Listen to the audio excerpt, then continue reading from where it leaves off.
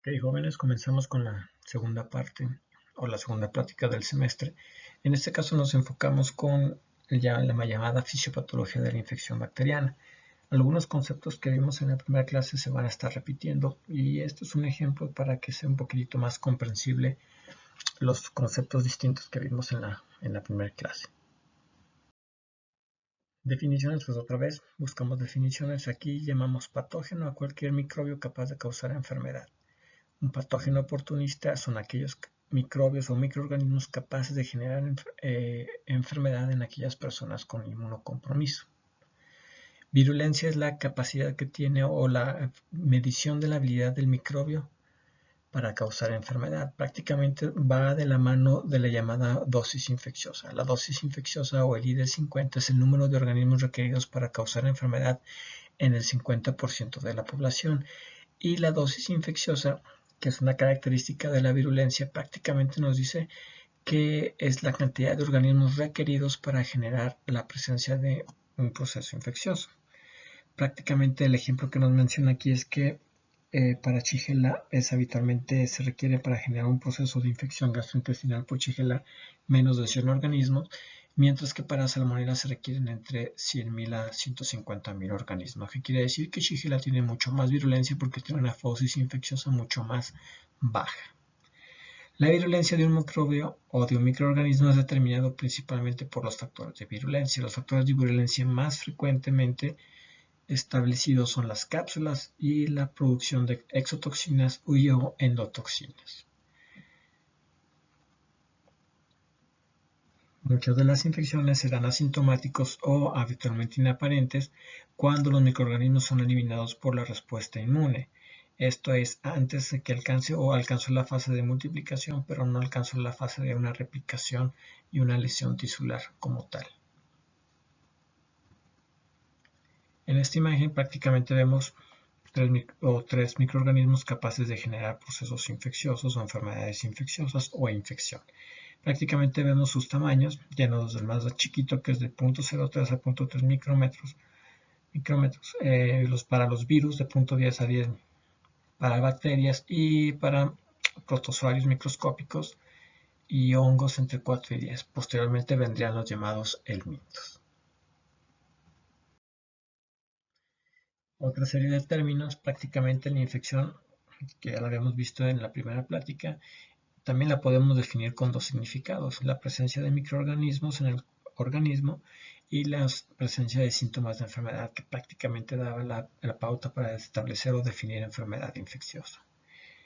Prácticamente los síntomas de una infección, en este caso bacteriana, enfocándonos a ella, prácticamente lo producen la inducción a la inflamación y, en segundo lugar, la producción de toxinas. Las bacterias o las infecciones bacterianas habitualmente son comunicables o extendibles de persona a persona, aunque no todas son así. Y algunas otras definiciones importantes. Las infecciones pueden ser endémicas, epidémicas o pandémicas. Una infección endémica son aquellas que ocurren de manera persistente pero en bajos niveles en ciertas zonas geográficas establecidas. Una infección epidémica son aquellas infecciones que ocurren en mucho mayor cantidad o mayor índice o mayor problemática habitualmente a lo normal, pero habitualmente ubicados en esa área geográfica. Y una pandemia o una infección pandémica son aquellas infecciones que se producen o con rápida extensión a diferentes partes del mundo. En el caso de las infecciones habíamos hablado que parte de las etapas de una enfermedad infecciosa eran aquellas etapas subclínicas o inaparentes. Una infección puede hacer o transformarse de manera latente y la presencia de un portador, que en este caso le llaman aquí un portador crónico, en el cual los microorganismos continúan creciendo pero sin producir síntomas en el huésped. Es prácticamente algunas repeticiones y algunos conceptos nuevos en lo que se refiere a la fisiopatología de la infección bacteriana. Ahora, nos enfocamos en la infección bacteriana porque es lo más frecuente, pero cada uno de los microorganismos tiene una fisiopatología distinta que vamos a revisar de manera rápida al hablar de cada uno de ellos. Las etapas clínicas de una enfermedad infecciosa, entonces, habíamos visto que se dividía en un periodo de incubación, un periodo prodrómico, un periodo de etapa clínica, en este caso aquí le llaman un periodo de enfermedad específica, y un periodo de convalecencia o recuperación. Prácticamente el periodo de convalecencia o recuperación le vamos a situar o nos vamos a situar en otros dos conceptos. Si mi paciente se recupera, prácticamente voy a tener manifestaciones de memoria inmunológica. Pero la recuperación o el periodo de recuperación también me puede llevar a que el paciente o el huésped se convierta en un portador crónico en el cual sigue habiendo persistentemente multiplicación y crecimiento de la bacteria o de los microorganismos, pero sin ocasionar daño, y o mi paciente se transforma o mantiene un estado de infección latente. Entonces, estos dos serían los dos nuevos conceptos después de la etapa de convalecencia o recuperación. Otra situación que debemos de tener en cuenta es que casi siempre, en algunos pacientes vamos a tener infecciones subclínicas, aquellas en las cuales no hubo salida o parte o una situación en la cual se demostró un cuadro clínico como tal. Por lo tanto, habitualmente los anticuerpos son los que nos mencionan o nos establecen la presencia de esa infección a través de su elevación como parte de la respuesta inmunológica, en este caso, adquirida. En esta imagen pues vamos desde el tiempo de infección, que es la entrada del microorganismo, tiempo de incubación, que es la multiplicación, el periodo prodrómico, el periodo de enfermedad o periodo sindromático específico, el periodo de recuperación y el periodo de regreso a buena salud. El periodo de recuperación o convalecencia puede dividirse o puede pasar a un periodo de portador crónico o un periodo de infección latente. Importante que cada vez que tengamos el antecedente de un proceso infeccioso nos preguntemos, si yo recupero un organismo, ¿es la causa de la enfermedad? Aparentemente siguiendo los postulados de Koch. Prácticamente tengo dos situaciones. Los miembros de la flora o la microbiota o de la flora normal recuérdense que son microorganismos que son residentes permanentes en el cuerpo que varía de acuerdo al sitio anatómico donde se haya obtenido una muestra. Sí, normalmente al encontrar o al tomar una muestra y al conocer que es parte del organismo que obtuve a través de un cultivo, por ejemplo, y es parte de los microorganismos que normalmente espero encontrar, es importante que esa situación es importante conocerla porque realmente no le voy a dar un tratamiento antibiótico porque es una bacteria que normalmente voy a encontrar en ese sitio. Por el contrario, el concepto de colonización refiere a la presencia de un nuevo organismo, pero que no es parte ni de la flora normal o de la microbiota, pero que también causa tampoco causa síntomas. Es un concepto un poquitito difícil porque pues aparentemente es una bacteria que no es parte de la microbiota de ese sitio donde obtuve en este caso la muestra y el cultivo, pero tampoco causa daño. Lo más difícil aquí es que cómo sé que no causa daño. Obviamente si yo tengo sintomatología y tengo un cuadro clínico y obtengo una muestra del sitio donde tiene mayor cuadro clínico y encuentro una bacteria, se le llama colonización, sí. Pero esa colonización entonces, ¿qué quiere decir? Quiere decir que es una bacteria que normalmente no debería de estar ahí, entonces es cuando yo sí le puedo dar o plantear la situación o la posibilidad de que se trate de un proceso infeccioso generado por esa bacteria. Ese es un dilema constante, pero van a encontrar ustedes que básicamente, sobre todo con el uso de catéteres, llamamos frecuentemente al hecho de utilizar o requerir el recambio de un catéter central o un catéter de hemodiálisis o de diálisis peritoneal a la situación en la cual encontramos colonización del catéter. ¿Qué quiere decir esto? Que es una bacteria que no es parte de la piel y que normalmente se encontró y que está generando un cuadro clínico persistente. Cuando ocurre esto y se le da tratamiento y vuelve a haber una recaída con esa misma bacteria, prácticamente hablamos de la colonización del catéter y es necesario su retiro y recolocación. Es decir, retirar ese catéter infectado o colonizado y cambiarlo por un catéter nuevo.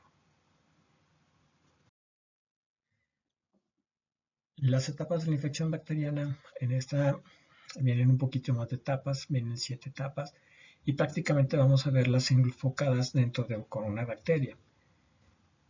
Prácticamente esas etapas son las siguientes. La primera etapa es transmisión de una fuente externa hacia una forma de entrada, la evasión de la respuesta o de la respuesta innata, en este caso las barreras o las situaciones iniciales que son las llamadas barreras como el estómago o la piel, la adherencia de la bacteria a membranas, habitualmente a través de la utilización de algunos factores de virulencia como los pilis, la colonización y crecimiento y la presencia o producción de toxinas, inflamación, y es lo que va a generar el cuadro infeccioso como tal o la enfermedad infecciosa. Posteriormente viene en la sexta etapa la respuesta inmunológica y en la séptima etapa la progresión o resolución de la enfermedad.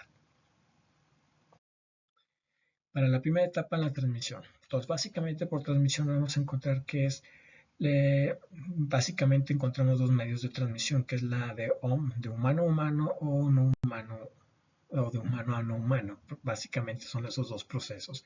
Las fuentes serían fuentes animales, en el caso de no humano a humano, el agua, los alimentos, etc. Normalmente, la transmisión puede ocurrir directa o por contacto directo en el caso de la transmisión de humano a humano o a través de la presencia de vectores. En el caso de animales, pues prácticamente se le llama a ese tipo de proceso infeccioso zoonosis. Y las principales puertas de entrada son los sitios de mayor contacto con el medio externo, como son el tracto respiratorio, el tracto gastrointestinal y el tracto genital. Eso es importante recordarlos porque son sitios importantes de procesos infecciosos de repetición y son los principales sitios de entrada. Así tenemos que prácticamente tenemos los modos de transmisión de humano a humano y no humano a humano. Humano-humano son los medios de transmisión directo o contacto directo, como contacto o enfermedad de transmisión sexual, en este caso contacto sexual, como la gonorrea. Contacto no directo, como en el caso de las enfermedades con contaminación o excreción de organismos que contaminan alimentos o agua, en el caso de la transmisión fecal-oral. La transmisión transplacentaria, en el caso de sífilis congénita, y la contaminación de elementos sanguíneos, principalmente para la hepatitis de tipo B. Ahora, el contacto no humano-humano prácticamente nos menciona desde contaminación de fuentes de agua, contaminación de lo que son superficies, contaminación o elementos o fuentes animales directamente por mordedura, transmisión a través de vectores y la transmisión a través de excretas de animales, como el síndrome urémico hemolítico causado por E. coli o 157, que son contaminaciones generadas o dentro de, en el caso de las hamburguesas o de la carne de hamburguesas mal cocinadas. Fomites, que es la última parte que actualmente es de alta importancia, principalmente los fomites para la transmisión del estafilococo para la piel infecciosa, para infecciones de la piel, y prácticamente todas son las maneras de generar el proceso de transmisión de agentes bacterianos distintos. La mayoría de estos agentes bacterianos ya los vieron ustedes al revisar bacteriología y prácticamente es un recordatorio de este conocimiento. La segunda fase es la fase de evasión de respuestas innatas. En este caso, este cuadrito está bastante interesante. Prácticamente nos menciona las barreras mecánicas, que es la primera, o forman parte de la inmunidad innata, el epitelio ciliado, lo que es la misma microbiota o flora normal por competición. Recuerden que ese es el beneficio de tener cierto grupo de microorganismos dentro de nosotros que permiten la competición y evitan la llegada o multiplicación de microorganismos de mayor virulencia. Moco, la presencia de moco y las glándulas productoras de moco que permiten encontrar o permiten encerrar microorganismos o componentes de microorganismos para ser expulsados. La presencia de IgA como es la parte de la inmunidad de mucosas, los folículos linfoides, lo que son el tejido linfático asociado a mucosas o los MALT, por ejemplo a nivel intestinal, la presencia de bajo pH, la capacidad de poder expulsar elementos a través de flujo, a través del estornudo, por ejemplo, la peristalsis y algunos factores especiales contenidos dentro de ciertos elementos secretores a nivel de diferentes sitios. Así, por ejemplo, tenemos la principal barrera de mecánica. Esa principal barrera mecánica normalmente está compuesta o tiene una cantidad de flora o microbiota. Esa microbiota puede defenderme de la cantidad de elementos o microorganismos que pueden estar o penetrar a través de la piel si es que tuviera alguna lesión. La piel tiene un bajo pH que también impide la replicación y la multiplicación de microorganismos, y a su vez la piel genera ese bajo pH y también genera la presencia de ácidos grasos a través de los cuales también funcionan como elementos para evitar la multiplicación y la invasibilidad o invasión o capacidad de invasión de ciertas bacterias. La conjuntiva también es capaz de ser una barrera mecánica en la cual existe la producción de lágrima, por eso tiene la capacidad de expulsión o de flushing. La lágrima cuyo componente puede ser también con alto contenido de lisozima, y prácticamente también tenemos la producción de inmunoglobulina de tipo A. Así, cada una de las barreras tiene uno de estos mecanismos que sobresale más sobre el otro, o hay quienes mantienen una gran cantidad de estos mecanismos de manera constante. Cada una de ellas es una manera de evitar principalmente la entrada de los microorganismos, en este caso al huésped, en lo que sería principalmente la persona. Perdón. Lo más importante también es recordar que prácticamente, si se fijan ustedes, teníamos tres sitios principales de entrada. Tracto urinario, que aquí vienen cuáles son cada una de las respuestas más importantes. Tracto intestinal o gastrointestinal, que es uno de los que tiene mayor cantidad de elementos de mantener una respuesta innata, y lo que es el tracto respiratorio, que también tiene una gran cantidad. Ahora, si dentro de los tres nos ponemos a valorar, realmente el tracto gastrointestinal es el que tiene mayores componentes o elementos de barrera dentro de la inmunidad innata. Importante que esos tres elementos ustedes chequen cuáles son los más importantes y cuáles son los que nos ayudan a mayor cantidad a la defensa en contra de procesos infecciosos de invasión. Las bacterias o microorganismos en este caso son capaces de evadir estas respuestas innatas. ¿Cómo lo hacen? A través de sus factores de virulencia.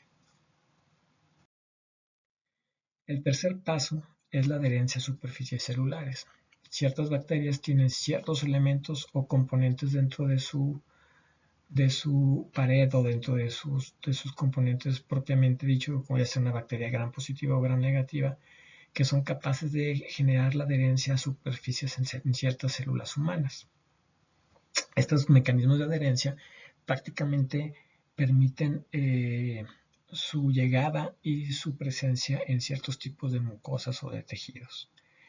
Nos mencionan mucho el pili, que el pili habitualmente se une a componentes propiamente de la matriz extracelular, como la fibronectina y la manosa, y prácticamente forma parte tanto de bacterias gram negativas, cocos gram negativos como la Neisseria gonorrea o cocos gram negativos como E. coli, y prácticamente tenemos la presencia también de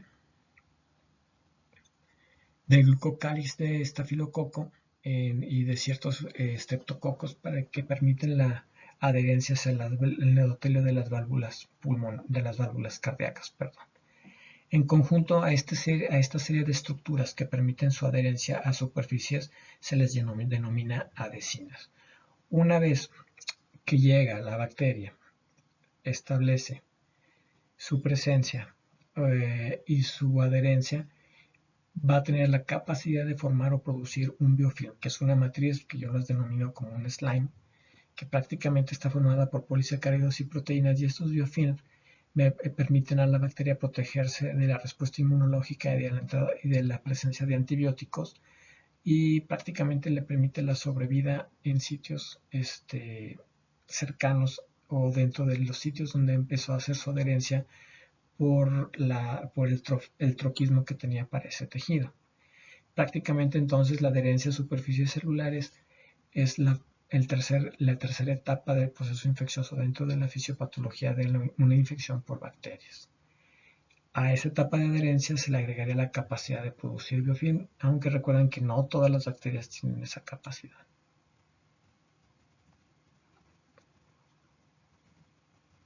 En esta imagen prácticamente nos menciona algo muy importante. Los pilis, como estructura, prácticamente lo que hacen es unirse a fibronectina humanosa para poder acercar lo que realmente tiene el tropismo o lo que realmente lo que es realmente el receptor al cual se va a unir la bacteria, es decir, cuál es la capacidad que tiene de unirse específicamente a ese tejido. ¿Cómo lo hace esto? Prácticamente el pili se une a estos receptores de manosa fibronectina, como se ve en la imagen, y lo que permite es al unirse es acercarse más y poder exponer lo que es el receptor o adesina para unirse al receptor celular específico al cual corresponde, al cual es el tejido en el cual va a sobrevivir y al cual está destinado genéticamente para poder infectar. La cuarta fase es la fase de colonización. Una vez que llegue, genero adherencia, genero mecanismos para evadir la respuesta también ahí con la formación del biofilm. Prácticamente genero mi colonización y multiplicación. La regulación y adaptación del crecimiento bacteriano está regulado por la cantidad de nutrientes que tengo ahí. Por eso les digo que genéticamente está definido a qué tejido va a ir esa bacteria. El requerimiento de crecimiento de la bacteria requiere obviamente el metabolismo, la regulación de la división o de la fisión binaria, perdón, y prácticamente recordar que las vías metabólicas de fermentación y respiración generan o regeneran la presencia de ATP y NAD, que es lo que necesita la bacteria para poder crecer. Así tenemos que la fisión binaria es la manera de crecimiento exponencial de la bacteria. Una bacteria se divide en dos, la bacteria o las dos bacterias se dividen en 4 bacterias y así de manera exponencial. En la imagen de abajo lo que es la tabla, prácticamente ustedes definen el crecimiento exponencial de la bacteria a través de dividirla en diferentes fases, la fase lag o la log phase y la fase estacionaria y la fase de muerte. La fase lag prácticamente ocurre cuando la bacteria llegó, generó su adherencia y prácticamente es lo que se le denomina la destoxificación del medio, es decir, llego, genero mi adherencia, guío mi adherencia al tejido que específicamente voy a infectar y utilizo mi serie de complejo metabólico y enzimas para poder cambiar ese medio a un medio que me favorezca mi crecimiento. Más sin embargo, aún esto no estoy generando mi crecimiento. ¿Sí? Por eso dice que el número de células que llegaron o que colonizaron es igual al número de células que se encuentran ahí. Una vez que mi medio está de manera idónea, empieza a crecer o empieza a multiplicarse a través de fisión binaria utilizando los nutrientes, generando la disminución de zinc, la disminución de hierro, para poder utilizarlo en el crecimiento y genera la fase de crecimiento logarítmico que es la fase de log o log phase. Prácticamente esto genera el crecimiento y la multiplicación bacteriana, que es lo que puede o lo que condiciona la presencia de la enfermedad infecciosa por los cambios a nivel celular y los cambios a nivel del tejido. Una vez llegado a un tope en el cual la cantidad de nutrientes están utilizados, es decir, número de células utilizan la cantidad de nutrientes, pero no generó tantos nutrientes, entonces prácticamente se va a ver limitada el crecimiento y se llega a la fase estacionaria. Los productos tóxicos de ácidos y álcalis generados por la respuesta inmunológica limitan el crecimiento, los nutrientes ya no hay en demasiada cantidad tampoco porque ya se fueron gastando y prácticamente una vez que se llega a la fase estacionaria se denomina que el número de células nuevas es igual al número de células que están muriendo y prácticamente la siguiente fase debe ser la fase de muerte logarítmica o fase de muerte. Eso sería lo que es normalmente el crecimiento y la fase de multiplicación de una serie de bacterias dentro del organismo. Una vez que se llega a la fase de muerte, pues obviamente empieza la fase de cura o fase de recuperación. La quinta fase, esto ocurriría en la fase de multiplicación o crecimiento log, prácticamente es la fase de invasión e inflamación, es decir, cómo causa la enfermedad. En este caso, la invasión del tejido incrementa la cantidad de enzimas secretadas. Acuérdense que tiene que mejorar o adecuar el medio para poder sobrevivir. En este caso, la mayor parte de las bacterias tienen una serie de enzimas. En el caso del ejemplo que nos menciona el Streptococcus pyogenes, en el caso de la hialuronidasa y la degradación del ácido hialurónico. También encontramos bacterias con una gran cantidad de proteasas de IgA para disminuir la cantidad de IgA y prácticamente otra serie de elementos que establecen o mejoran el proceso de invasión, como la presencia de cápsulas que tienen actividad antifagocítica. Prácticamente entonces los factores de invasión son enzimas, hialuronidasa, proteasa de IgA, estreptolicinas, etc. Invasinas, que son una serie de enzimas que veíamos en otra imagen, que ahorita la vamos a repetir, en las cuales permite la entrada de las bacterias, en este caso, dentro de las células huésped, y los factores antifagocíticos como la cápsula y los llamados factores de virulencia, que serían la producción de toxinas o la producción de ciertas sustancias proinflamatorias. Hablando de inflamación, entonces, una vez que empiezo a invadir, genero inflamación. En el caso de las bacterias, prácticamente hay dos tipos de inflamación, la inflamación piogénica y la inflamación granulomatosa. La inflamación piogénica, que prácticamente es la producción de pus mediada a través de la presencia de neutrófilos y la muerte de neutrófilos, junto con la actividad de complemento y anticuerpos. Y la inflamación granulomatosa, que prácticamente es una respuesta para microorganismos intracelulares generada principalmente para Mycobacterium tuberculosis, en el cual tiene que ver una respuesta de los propios macrófagos y una respuesta mediada posteriormente por linfocitos T, una respuesta celular.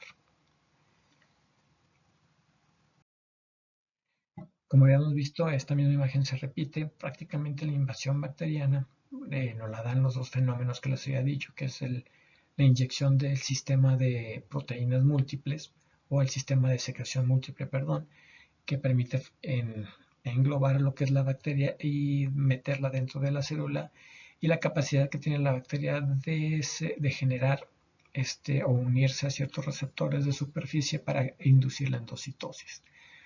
Una vez que genera esto, las células pierden sus contactos intercelulares y también por ahí pueden entrar las bacterias para poder generar la fase de propagación. Recuerden ustedes que la adherencia a las células del huésped a través de adhesinas o a través de receptores específicos lo hacen a través de las llamadas invasinas, que interactúan con integrinas y con células de adhesión celular.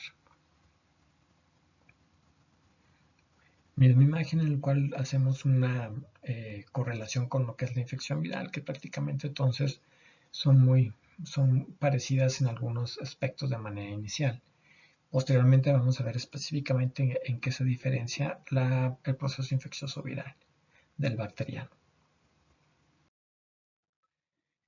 Tenemos entonces pues que mi bacteria llega.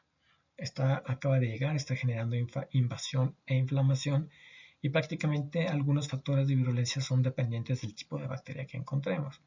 Tenemos cocos gram negativos, como les decía, como la Neisseria meningitidis. Prácticamente el polisacárido capsulares con actividad antifagocítica es el determinante de mayor virulencia. En el caso de la E. coli, que es un bacilo gram negativo, que creo que me equivoqué hace rato, prácticamente encontramos las proteínas pili para causar la adherencia, ya sea en diferentes tejidos. Hay diferentes cepas de E. coli, dependiendo de la capacidad que tienen la capacidad de poder infectar diferentes tejidos. Prácticamente, si se fijan, todos los cocos gram positivos, Streptococcus, Piógenes, Pneumoniae, Aureus, presentan diferentes tipos de proteínas y generan diferentes maneras de poder inducir enfermedad. Mientras que los gram negativos, prácticamente tenemos la presencia de los pili y los polisacáridos capsulares. Si fijan aquí, entonces, esa cápsula la tienen tanto gram positivos como gram negativos. Si se fijan, Streptococcus pneumoniae, Neisseria meningitidis, Bacillus anthracis, Haemophilus influenza, Klebsiella pneumoniae y Salmonella typhi son organismos capsulados. Pregunta de examen nacional. Dentro de las propiedades o de las capacidades de virulencia que también tienen las bacterias, tanto gram positivas como gram negativas, normalmente tenemos la producción de toxinas. Para los gram positivos casi siempre es la producción de toxinas, pero también algunos gram negativos las producen, mientras que la endotoxina es una toxina pegada o que es miembro o estructura de la pared celular de bacterias gram negativas. En los cuadritos lo que traté es de establecer cuáles son las características que me interesa que ustedes recuerden acerca de las exotoxinas y endotoxinas y una manera de diferenciarlos. Las exotoxinas son capaces de ser secretadas, tanto por gram negativos como por gram positivos. Son polipéptidos químicos y tienen una toxicidad alta, así como tienen la capacidad de inducir la presencia de anticuerpos antitoxinas o anticuerpos neutralizantes. Prácticamente se pueden utilizar como medios o toxoides para vacunas. La endotoxina, que forma parte de la pared celular de los gram negativos, tiene característica bioquímica de ser un lipopolisacárido.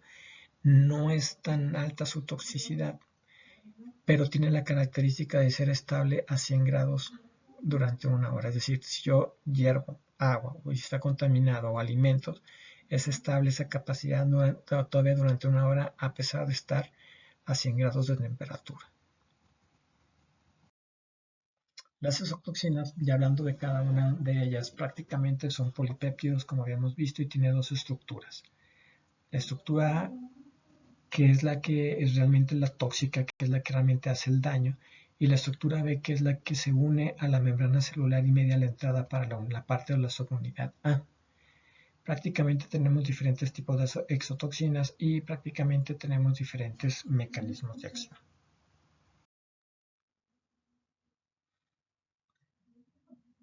El modo de acción de la toxina difterica prácticamente lo vamos a ver aquí. En este caso, la subunidad A y la subunidad B. La subunidad B llega, se une a cierto componente de la célula, en este caso de la célula epitelial, y permite la entrada de la subunidad A. Lo que hace la subunidad A es generar la adición de ADP ribosa al factor F2. Esto inactiva el factor F2 y genera la síntesis inhibida de elementos. ¿Como cuáles elementos? En ese caso la síntesis de proteínas. Es por esto que la toxina diptérica que generaba o que produce una enfermedad que es la difteria, prácticamente es una manera de establecer la presencia clínica de las manifestaciones. La difteria prácticamente es una forma de faringitis en la cual existe la gran presencia de membranas y la gran destrucción celular por parte de la pérdida o la inhibición de la síntesis de proteínas. Y asimismo la difteria posteriormente se convirtió en el punto de enfoque de la creación del toxoide diftérico para poder generar inmunidad a través de la vacunación.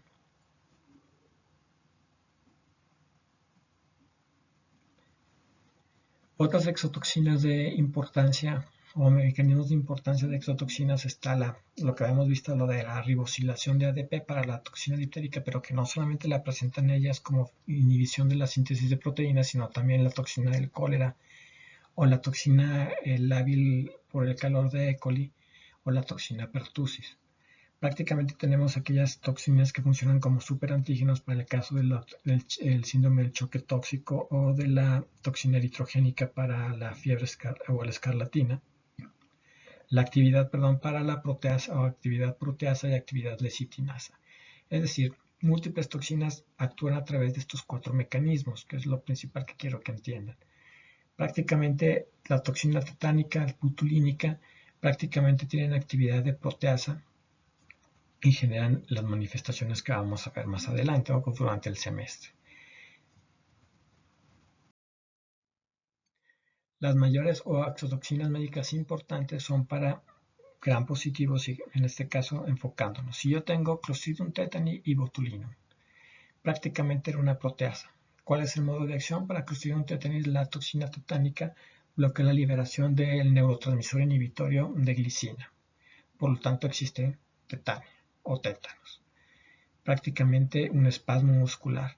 Mientras que para la toxina botulínica prácticamente está bloqueada la liberación de acetilcolina y por lo tanto lo que encuentro es una disminución en la capacidad de liberación o de proteínas. Por lo tanto, ¿qué es lo que va a generar? Parálisis flácida. Entonces prácticamente son proteasas que tienen un efecto similar, más sin embargo funcionan en diferentes tejidos generando un cuadro clínico distinto. Para Clostridium difficile prácticamente la formación de pseudomembranas o colitis pseudomembranosa prácticamente lo que genera es la inactivación de las GTPasas y eso genera la presencia de las llamadas membranas a nivel de las porciones de colon distal.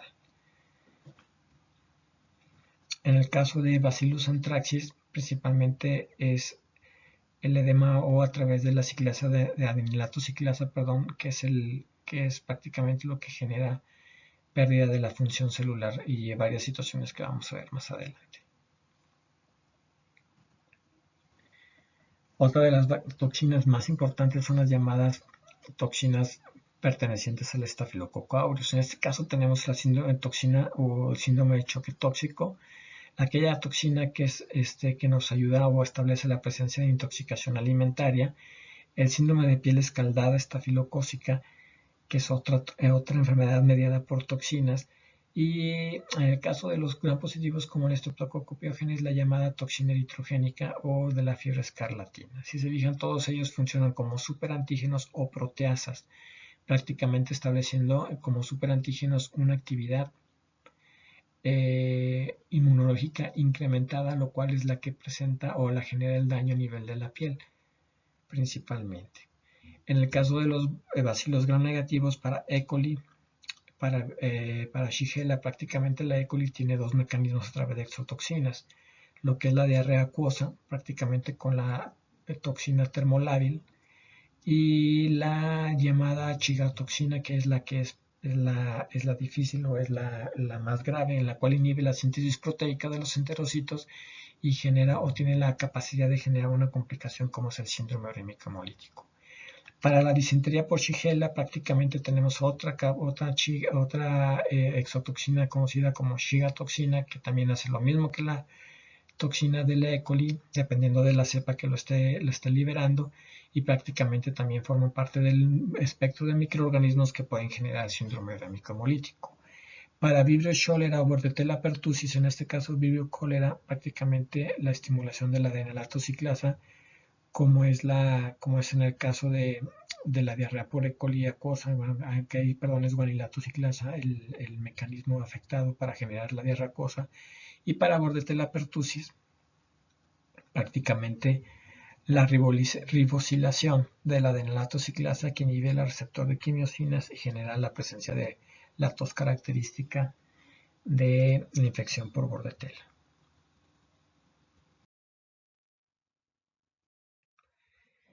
La quinta parte se divide en tanto en exotoxinas como endotoxinas. Prácticamente nos toca hablar de las endotoxinas.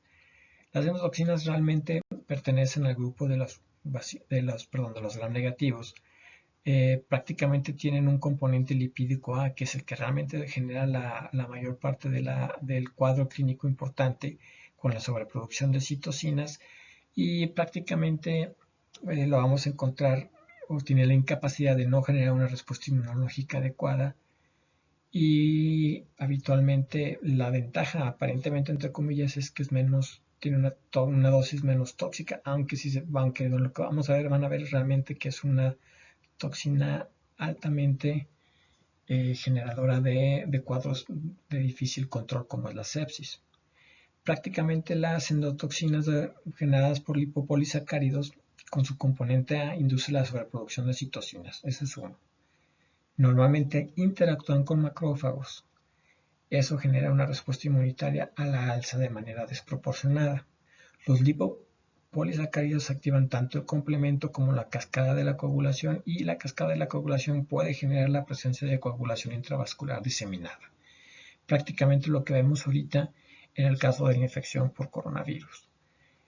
Una excesiva cantidad de citocinas creadas y generadas por una respuesta inmunológica, que es lo que está generando las complicaciones entre el 1 y el 5% de alta mortalidad. Recuérdense que las endotoxinas no son capaces de generar una respuesta inmunológica adecuada y por lo tanto son más difíciles de controlar. La endotoxina, el lipopolisacárido consistente en el lípido A, que es el más importante como generador de la respuesta inmunológica, está formado también por otros componentes, que es el antígeno o polisacárido antígeno y el polisacárido o el núcleo polisacárido. Prácticamente cada uno de esos tiene ciertos componentes de afectación, es decir, cómo afectan esa endotoxina la respuesta inmunológica y las células. En esta imagen prácticamente vemos que el lípido A es la parte más interna o la parte más anclada de manera de base, seguida por el núcleo, el núcleo de polisacárido y la cadena A. Vista en la pared de la bacteria gram negativa, prácticamente encontramos que lo que se asoma habitualmente de la endotoxina es el llamado cadena O del lipopolisacárido, mientras que la porción lipídica queda envuelta dentro de la membrana lipídica y de la pared de mayor grosor que la de los gram positivos. Las endotoxinas prácticamente el lípido A genera actividad de macrófagos, complemento y factor tisular. Lo que habíamos hablado, mucha liberación de interleucina 1, factor de necrosis tumoral, óxido nítrico, fiebre, hipotensión, anafilotoxinas con mayor hipotensión, edema, quimiotaxis de neutrófilos para mayor reactividad y la presencia de coagulación intravascular diseminada por afectación de las cascadas de la coagulación.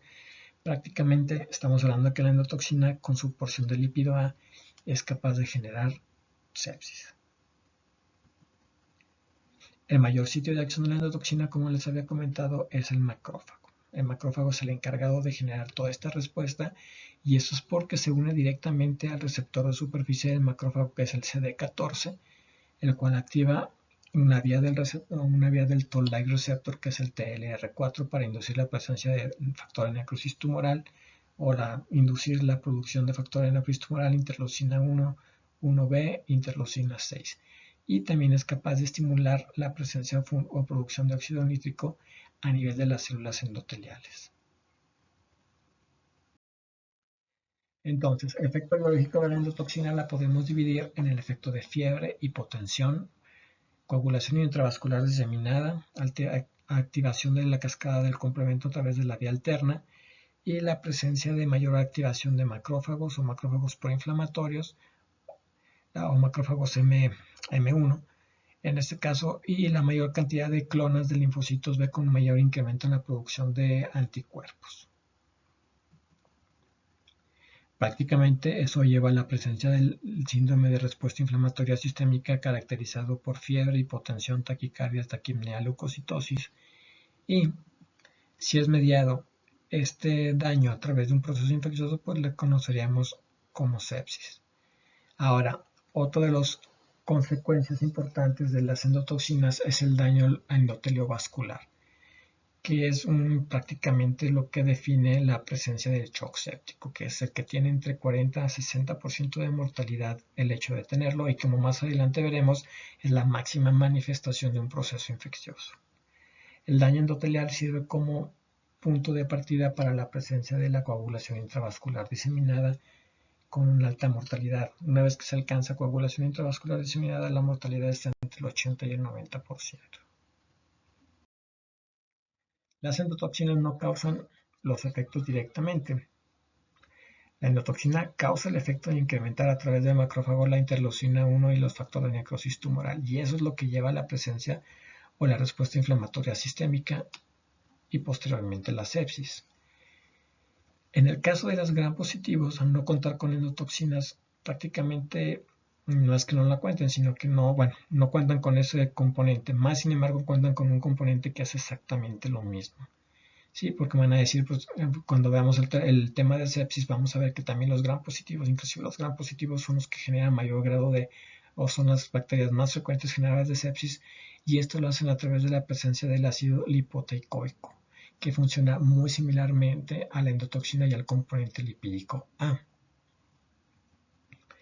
En el cuadrito de al lado, básicamente les muestro cuáles son los efectos benéficos de pequeñas cantidades del factor de necrosis tumoral alfa y los efectos de grandes cantidades.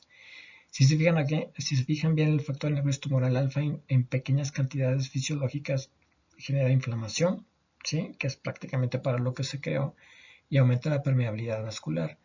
Aumenta la capacidad microbicida de neutrófilos, aumenta la adhesión de plaquetas y aumenta la expresión de factores del sistema mayor de histocompatibilidad.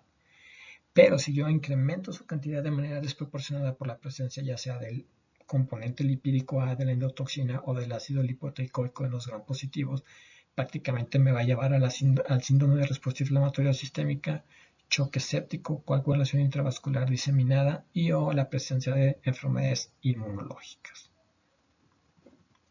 Prácticamente en esta imagen les muestro la presencia del ácido lipoteicoico, que hace lo mismo que las endotoxinas, generando una respuesta desproporcionada a nivel de la producción de interleucina 1, interleucina 6 y factor de necrosis tumoral alfa. La siguiente fase es la fase de inmunopatogénesis o respuesta inmunológica. Prácticamente si la bacteria por sí misma, a través de un fenómeno de multiplicación, invasión, producción de toxinas, producción o inducción de inflamación, genera daño, también la respuesta inmunológica, que es la respuesta esperada para poder controlar ese proceso infeccioso, también me va a llevar a la presencia de daño. Prácticamente tenemos respuestas inmunológicas en las cuales llamamos respuestas inmunológicas de reacción cruzada, como en el caso de la proteína M del Streptococcus pyogenes, que prácticamente genera la respuesta inflamatoria en contra de elementos del corazón, elementos del cerebro, formando parte de la llamada de un proceso inflamatorio, generando una respuesta inmunológica de reacción cruzada que me lleva a la artritis, a la carditis y a la corea, que es parte de la inmunopatogénesis de una enfermedad denominada fiebre reumática. La asociación de Helicobacter pylori, prácticamente junto con la asociación o persistencia de un proceso infeccioso por Campylobacter, llevan a la superestimulación del tejido linfoide asociado a mucosas, los MALT, generando la presencia posterior o la inducción de la presencia de linfomas. ¿Qué quiere decir entonces? Que tanto las respuestas cruzadas inmunológicas o alteraciones en las respuestas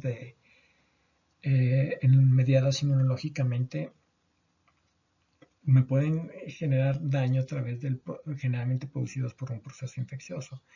Y un proceso infeccioso crónico de manifestaciones de inflamación crónica también me puede llevar a la persistencia de proliferación a nivel de los linfocitos B, que puede desencadenar la presencia de un linfoma asociado a tejido MALT, en este caso a nivel del sistema digestivo.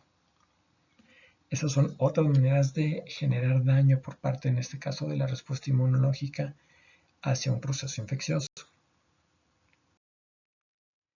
Y otra de las situaciones importantes que deben de conocer es esto: diferentes cepas de la misma bacteria producen diferentes enfermedades. ¿Qué quiere decir esto? Que diferentes factores de virulencia pueden tener la misma tipo de bacteria. Una vez que tenga diferentes factores de virulencia, es lo que le da la capacidad de poder ir a infectar específicamente a la vía urinaria, al sistema digestivo, o en el caso, como mencioné este ejemplo en la imagen, a generar la respuesta sobre meninges. Entonces, prácticamente una bacteria, una cepa, por ejemplo, una misma bacteria, una E. coli, va a adquirir ciertos elementos durante su relación con otras bacterias a través de pasar material genético de una bacteria a otra. Eso a través de la producción o codificación de plásmidos o transposomas. En este caso se muestra otro mecanismo, que son las llamadas islas de patogenicidad, que prácticamente las islas de patogenicidad generan cambios o generan la transcripción o la presencia de datos o de información para generar la producción de ciertos elementos patogénicos para transformar una bacteria de E. coli en una bacteria de E. coli uropatógena, enterotoxigénica, etc. Esa es la manera como una misma bacteria va a generar diferentes enfermedades a través de haber adquirido diferente información de virulencia. Las bacterias, pues, las vamos a dividir entonces por ejemplo, para el Staphylococcus aureus, entonces tiene diferentes maneras de poder generar fisiopatología de proceso infeccioso, mediado por exotoxinas y mediado a través de efecto piogénico. Básicamente por exotoxinas, pues son las toxinas que ya hemos visto, exfoliativas, síndrome de choque tóxico, estafilocóxico, y piogénico a través de la producción de enzimas que van generando destrucción en el tejido, inflamación y necrosis. Para piógenes prácticamente tenemos un proceso fisiopatológico también mediado por exotoxinas o mediado a través de la producción de enzimas. ¿Qué quiere decir? Que si me toca un Streptococcus pyogenes capaz de producir enzimas, me va a generar un efecto piogénico, va a generar una faringitis o una celulitis. Ese es el motivo de que por qué ciertas cepas de Streptococcus pyogenes causan piodermias o causan la clásica faringoamigdalitis, mientras que otras cepas van a causar prácticamente la fiebre escarlatina a través de la toxina eritrogénica, es decir, se manifiestan de manera diferente dependiendo de la información genética que tienen codificada, que fue pasada a través de transposomas o a través de islas de patogenicidad. ¿Ok? Prácticamente llegamos al fin de esta presentación, que se hizo un poquitito más larga de lo debido, pero más o menos espero que ya vayan encontrando un poquitito más de hilo a lo que planeamos en esta primera parte del curso. Prácticamente nos vamos enfocando ya en lo que yo quiero que más o menos vayan empezando a estudiar y en lo que vayan ustedes guiándose. Realmente se trata de que ustedes recuerden de manera más sencilla lo que ustedes vieron en los primeros semestres. Prácticamente ese es un resumen de cómo las bacterias nos van a atacar, pero es importante que recuerden los pasos porque muchos de los otros microorganismos, como son los virus, como son los parásitos o los hongos, también generan una serie de mecanismos muy similares. Los vamos a revisar rápidamente en los siguientes temas, pero este es un tema que me gustaría que quedara bien asentado y que recordaran la mayor parte de lo que obtuvieron de información en bacteriología.